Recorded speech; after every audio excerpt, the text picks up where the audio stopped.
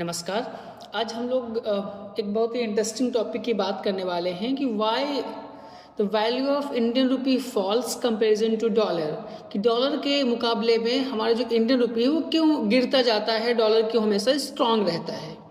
इसके बहुत सारे रीजंस हैं। देखिए, उसमें से जो पहला रीज़न है वो ये है हाई डिमांड फॉर डॉलर, कि जो डॉलर है उसकी डिमांड हमेशा क्या रहती है, ज़्यादा रहती है। As a Indian we are developing nations, हम डेवलपिंग नेशंस हैं, तो बहुत सारी चीज़ों के लिए बहुत हम क्या करते हैं, दूसरे कंट्रीज़ के ऊपर डिपेंड है। मीन्स चाहे वो क्रूड ऑयल हो, मशीनरी हो या बाकी के भी आइटम्स हैं, हम क्या करते हैं, फॉरेन कंट्री से इंपोर्ट करते हैं। तो फॉरेन कंट्री से इंपोर्ट करने के लिए हमें क्या चाहिए होता है, डॉलर्स की नीड होती है। मीन्स हम डॉलर की डिमांड ज़्यादा करते हैं। तो जब हम डॉलर की डिमांड ज़्यादा करेंगे तो ये हमें पता है इकोनॉमिक्स में जिस चीज़ की डिमांड ज़्यादा होती है उसका प्राइस मीन्स उसकी वैल्यू भी क्या होगी, ज़्यादा होगी। तो डॉलर की डिमांड हाई होने की वजह से डॉलर की जो वैल्यू है वो कंपेरेटिवली हाई रहती है कंपेरिजन टू इंडियन रुपीज़। दूसरा रीज़न है फॉरेन इन्वेस्टमेंट आउटफ्लो। देखिए, इंडियन मार्केट में, इंडियन कैपिटल मार्केट में बहुत सारे फॉरेन इन्वेस्टर्स हैं जो अपना पैसा इन्वेस्ट करते हैं।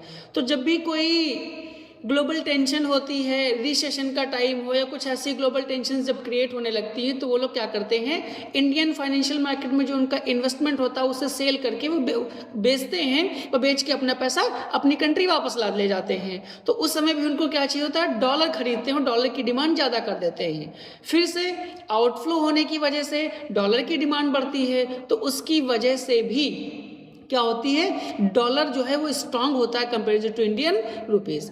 एंड नेक्स्ट रीजन ये है कि करंट अकाउंट डेफिसिट। देखिए, जो बैलेंस ऑफ पेमेंट है, बैलेंस ऑफ पेमेंट में जब हम देखेंगे तो जो हमारा इंपोर्ट है वो हमारे एक्सपोर्ट के कंपेरिजन में ज़्यादा होता है। तो जब इंपोर्ट ज़्यादा है मीन्स हमारे यहाँ से डॉलर का आउटफ्लो ज़्यादा है, इनफ्लो कम है, तो फिर से आउटफ्लो होने की वजह से डिमांड ऑफ डॉलर हाई होती है, जिससे कि डॉलर की वैल्यू स्ट्रांग होती है। एंड नेक्स्ट है ग्लोबल डॉलर स्ट्रेंथ। ज़्यादातर ट्रेड जो ग्लोबल लेवल में होता है, इंटरनेशनल मार्केट में होता है, वो डॉलर्स में होता है, तो भी डॉलर की डिमांड ज़्यादा होती है। और नेक्स्ट ये कि जब हम सेफ इन्वेस्टमेंट की बात करते हैं तो हम सोचते हैं कि जो सेफ इन्वेस्टमेंट है ग्लोबल लेवल पे, वो या तो लोग गोल्ड में करते हैं या तो डॉलर में रखने की कोशिश करते हैं। तो ये बहुत सारे रीजंस हैं जिसकी वजह से इंटरनेशनल लेवल पे या ग्लोबल लेवल पे डॉलर की डिमांड कंपैरेटिवली ज़्यादा होती है। तो जब डॉलर की डिमांड कंपैरेटिवली ज़्यादा है तो उसकी वैल्यू भी क्या होगी, मीन्स उसकी जो डॉलर है वो क्या होगा, स्ट्रांग होगा। तो ये सारे रीजंस हैं जिसकी वजह से ग्लोबल लेवल पे डॉलर स्ट्रांग होता है, जबकि हमारी अपनी करेंसी की वैल्यू उसके कंपेरिजन में वीक है।